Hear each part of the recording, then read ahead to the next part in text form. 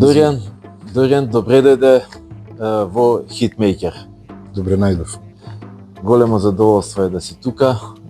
Емисија која што на некој начин сака да им одаде почит на вистина луѓето кои што многу значат у македонската музика.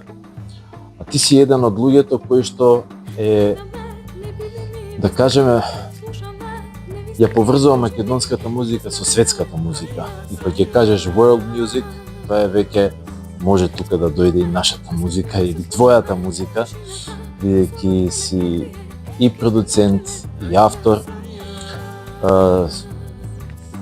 допираш и до фолклор и така натака. Голема е лепезата на звуци, на соничности. Кажи ми, како ти доаѓа онака, дали као звук прво цела соничност ја слушаш за проектот што сакаш да го правиш, или тргаш од мелодија, хармонија, пошто некогаш ја од себе тргам, некогаш само знам како сакам нешто да ми звучи и самото се случува, и некогаш па самата мелодија или текст ме тера кон нешто. Мислам дека мене прво ми доаѓа таа некоја севкупна звучност, без детали од типот на мелодија, хармонија, значи некаков звук ми, мислам, реално тоа од мали нозе кога слушав музика, најмногу ја сакав музиката која што во одреден момент ќе се потрефеше со она што мене ми беше нешто, некоја музика во главата. Кога звучноста на тие две музики ми беше блиска, јас на тоа се лепев, на тие музики се лепев. Сега тоа биле чудни музики, обаче нехали.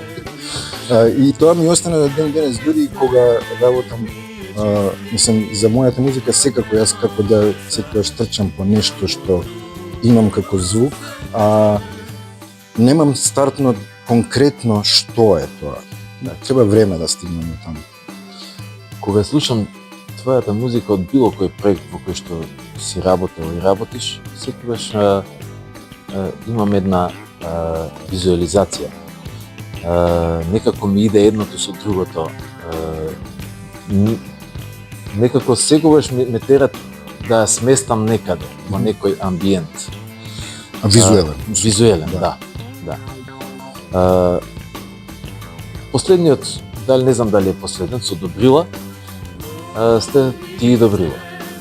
Кажи ми, тешко ли е да се собере бенд кој што ќе биде така еклектичен и да се држи тој бенд за да може да биде одржлив во еден ваков маркет како Македонија, или мора тоа да биде извоз за да може да се обстои? Реално е тешко, да бидеме искрени. Да се одржи бендот во смисла да има некаква долготрајност, да има проекти поради себе, да е тоа помалку или повеќе истата група луѓе во смисла на ист тим, нели? Не е лесно. Ајде да не кажам тешко е, ама не е лесно. Посебно например String Forces кој што јас ги почнав некаде во моите 20 години. Луѓето, нели, иде секој иде во некој свој правец и покрај тоа што го задржуваме заедничкиот интерес за таа некоја музика, обврските ни животот и интересите знаат да дивергираат доволно да тоа стане логистички комплицирано за изведба. И ако нема доволно ентузијазам пред се, затоа што парите се мотив секогаш, нема тука збор, нели, the ultimate, нели?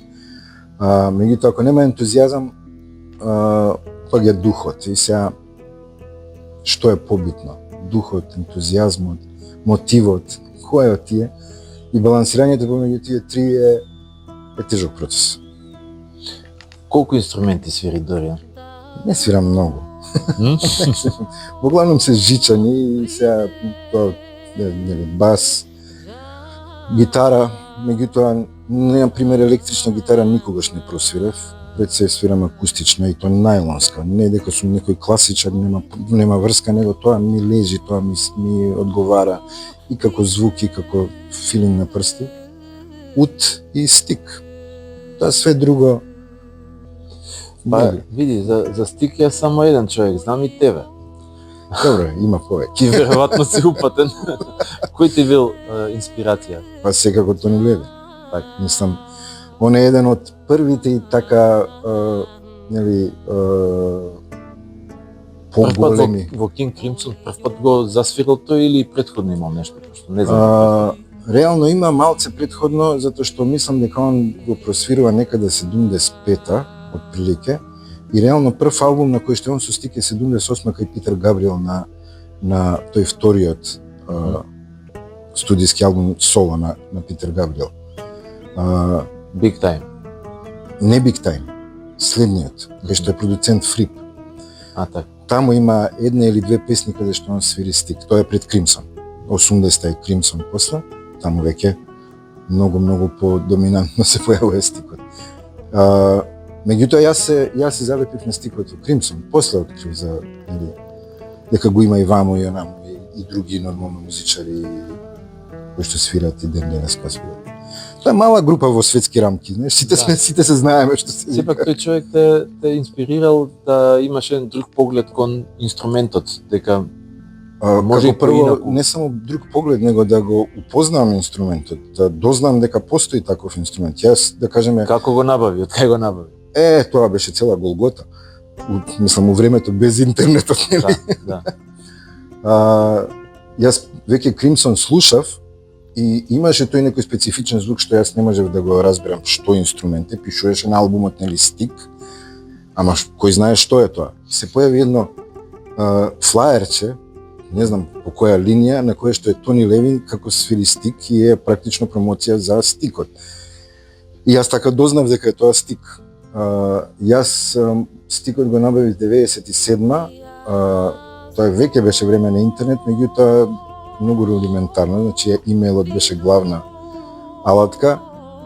Имаше една листа, онаква имејл листа за љубители на Стик или свирачи на Стик, во која што се појави оглас дека некој во Германија продава Стик.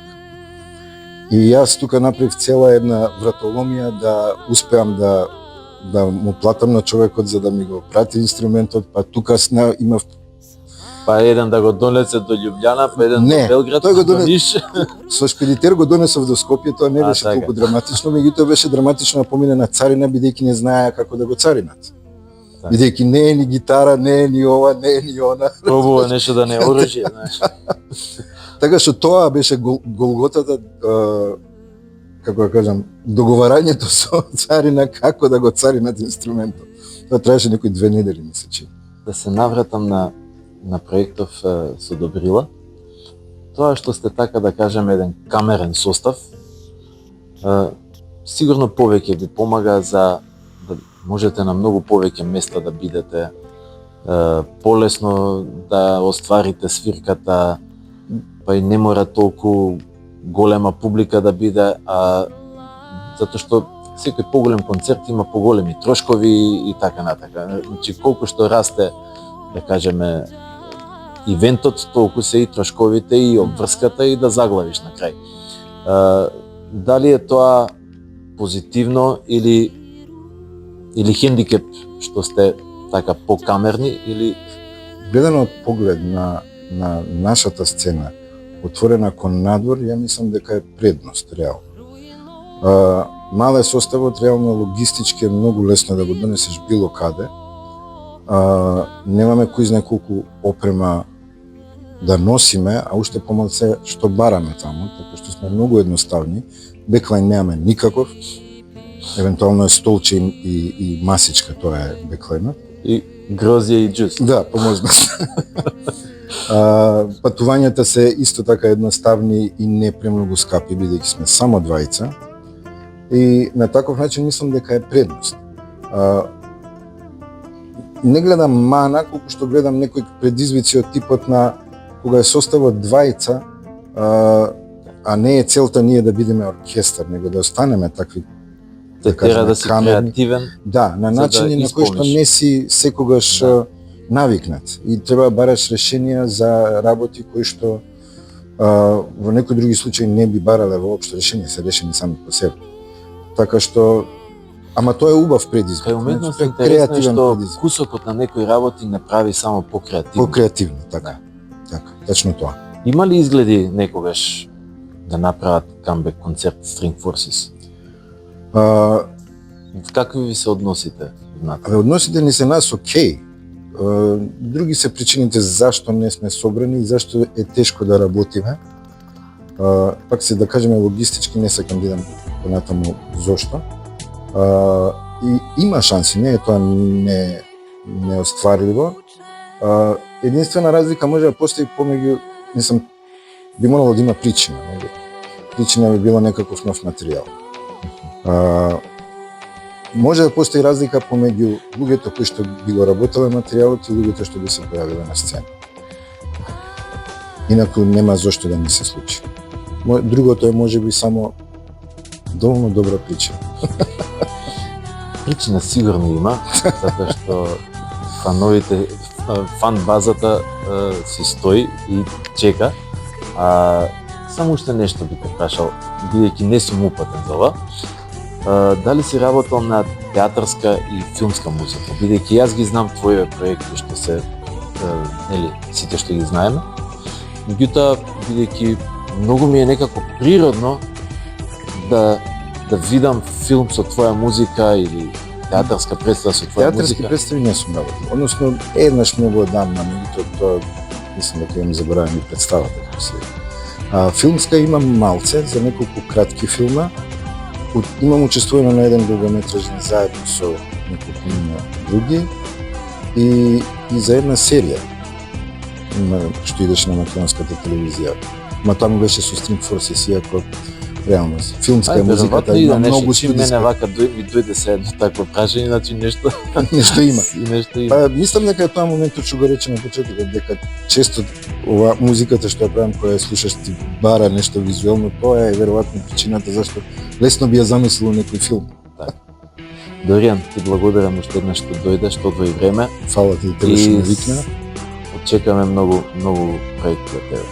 Се надевам, ќе имам доволно сила. Фала. Фала.